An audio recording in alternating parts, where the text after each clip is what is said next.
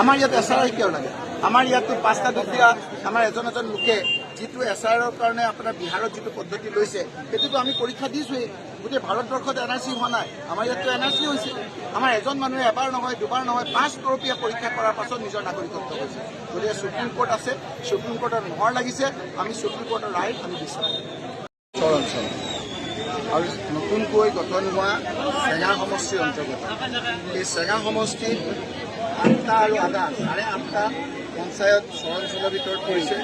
তাৰে 5টা পঞ্চায়ত লৈ ভাগ কৰা এই অঞ্চলখিনিত আলুপতিকে আদি কৰি কেইবাটাও আছে, যিখিনি একেলগে থাকে। এইখিনিত বিভিন্ন ধৰণৰ সমস্যা আছে। সামগ্ৰিকভাৱেতো আপোনালোকে জানেই, ইয়াত আমাৰ ইৰোজনৰ সমস্যা, গৰাখহনীয়া সমস্যা। গৰাখহনীয়া সমস্যাটো ৰাষ্ট্ৰীয় সমস্যাত ঘোষণা কৰিবৰ কাৰণে মই ইতিমধ্যে কেইবাবাৰো আপোনাৰ সংসদৰ মজিয়াত কৈছোঁ। আমাৰ ষ্টেণ্ডিং কমিটি ৱাটাৰ ৰিচোৰ্চতো মই সজুৰি উপস্থাপন কৰি প্ৰস্তাৱ পঠিয়াইছোঁ। সেইটো হ'ল আমাৰ মূল সমস্যা। ইয়াৰ ভিতৰত আপোনাৰ এতিয়া অন্যতম এটা সমস্যা হৈছে যে ইয়াৰ প্ৰসূতিসকলে, ইয়াৰ মহিলাসকলে গৰ্ভৱতী অৱস্থাটো যাবৰ কাৰণে হস্পিটেলত এখন গাড়ী নাই, এম্বুলেঞ্চ নাই। আৰু সেইকাৰণে এই চৰাঞ্চলৰ ভিতৰুৱা অঞ্চলত সংসদ পুঁজিৰ পৰা এখন এম্বুলেঞ্চ, ভাল এম্বুলেঞ্চ এখন আমি খুব কম দিনৰ ভিতৰত এই 5টা চৰাঞ্চলত যাতে মানুহসকলৰ উপকৃত হয় তাৰ কাৰণে দিয়াৰ কথা ঘোষণা কৰিছোঁ।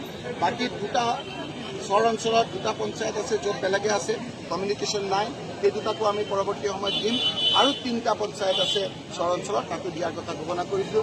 আজি আপোনালোকে দেখিছে আমি এখন মিটিং কেৱল আমাৰ মাজতে আবদ্ধ ৰাখিছিলোঁ, কিন্তু শ শ ৰাইজ আজি ওলাই আহিছে। এইকাৰণে ওলাই আহিছে যে হিমন্ত বিশ্ব শৰ্মাৰ অত্যাচাৰত ৰাইজে ভাবিছে যে কোনদিনা এই চৰকাৰখন ভাঙে।